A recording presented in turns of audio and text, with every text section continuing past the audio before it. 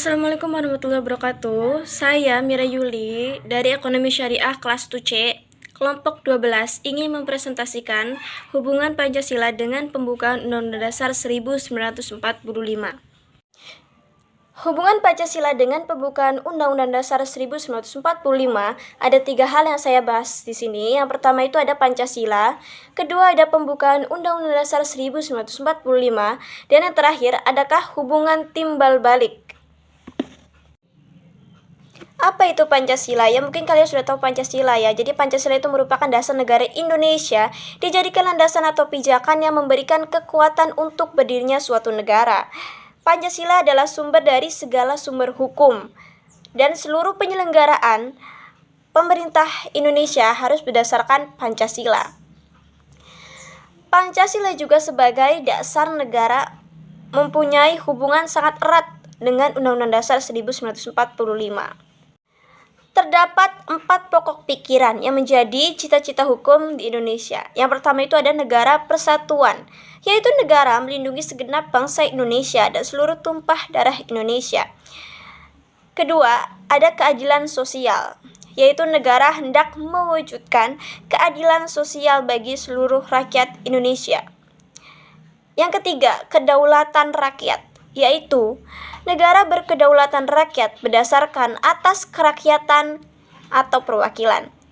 Keempat, ketuhanan dan kemanusiaan, yaitu negara berdasarkan atas ketuhanan yang Maha Esa menurut dasar kemanusiaan yang adil dan beradab. Pembukaan Undang-Undang Dasar 1945 ini bersifat fundamental. Pembukaan Undang-Undang Dasar 1945 ini berisikan pokok-pokok pikiran dan kaidah negara fundamental yang dengan jalan hukum tidak dapat diubah. Di samping itu juga berisi pernyataan kemerdekaan. Hubungan Pancasila dengan pembukaan Undang-Undang Dasar 1945 ini adakah hubungan timbal balik? Undang-Undang Dasar 1945 ini ditetapkan oleh PPKI dalam Berita Republik Indonesia tahun 2 nomor 7, tanggal 18 Agustus 1945, di mana inti pembukaan Undang-Undang Dasar 1945 ini terdapat dalam alinea keempat. Dalam pembukaan secara formal, yuridis Pancasila ditetapkan sebagai filsafat negara Republik Indonesia. Maka Pancasila dan pembukaan Undang-Undang Dasar 1945 ini memiliki hubungan timbal balik. Di dalam hubungan Pancasila dengan pembukaan Undang-Undang Dasar 1945 ini terdapat 2 bagian, yaitu hubungan secara formal dan hubungan secara material. Hubungan secara formal dapat disimpulkan sebagai berikut. Yang pertama itu perumusan Pancasila itu sebagai dasar negara tercantum dalam pembukaan Undang-Undang Dasar 1945 pada alinea keempat. Yang kedua, pembukaan Undang-Undang Dasar 1945 merupakan pokok kaidah negara yang fundamental dan punya 2 kedudukan, yaitu sebagai dasar tertib hukum sekaligus sebagai tertib hukum tertinggi. Yang ketiga, selain sebagai mukadimah, pembukaan Undang-Undang Dasar 1945 juga memiliki fungsi dan kedudukan yang berbeda dengan pasal-pasalnya. Yang keempat, Pancasila sebagai pokok kaidah negara yang fundamental serta menjadi dasar kelangsungan hidup bagi negara Indonesia. Terus yang kelima, Pancasila sebagai inti pembukaan Undang-Undang Dasar 1945 yang mempunyai kedudukan kuat, tetap, dan tidak dapat diubah dan melekat pada kehidupan negara Republik Indonesia.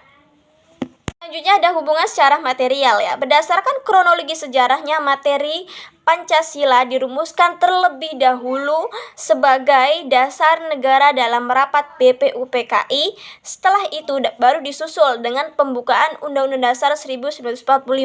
Dengan demikian, pembukaan Undang-Undang Dasar 1945 ini adalah tertib hukum tertinggi di Indonesia, sedangkan Pancasila merupakan sumber dari tertib hukum itu sendiri.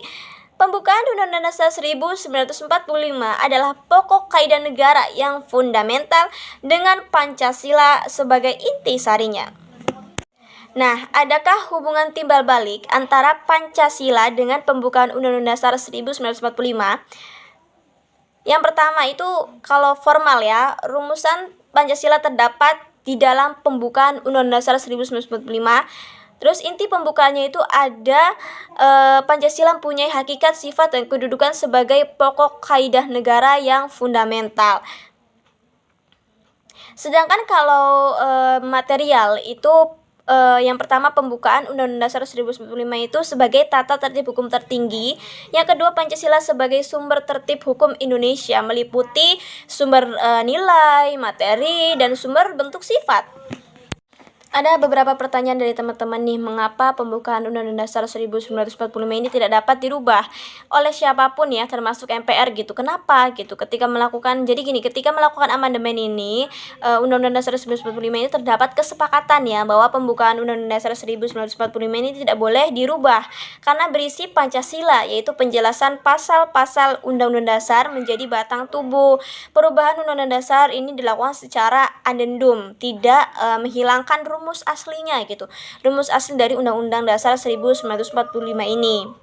Terus ada lagi, apabila Undang-Undang Dasar 1945 mengalami perubahan dengan amandemen gitu, apakah pembukaan Undang-Undang Dasar ini ikut berubah? Jadi gini teman-teman ya, tujuan amandemen ini adalah untuk memperjelas hukum-hukum yang berlaku di dalamnya gitu, dan membentuk suatu hukum yang boleh dijelaskan guna menyempurnakan Undang-Undang Dasar 1945.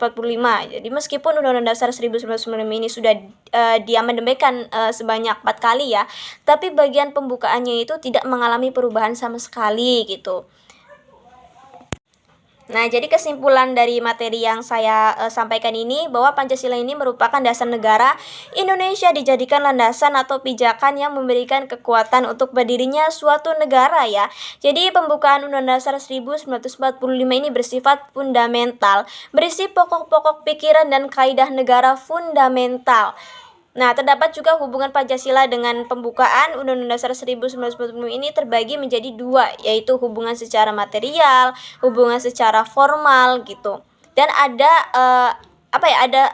hubungan timbal balik gitu antara Pancasila ini dengan pembukaan Undang-Undang Dasar 1945. Sekian presentasi dari saya. Wassalamualaikum warahmatullahi wabarakatuh.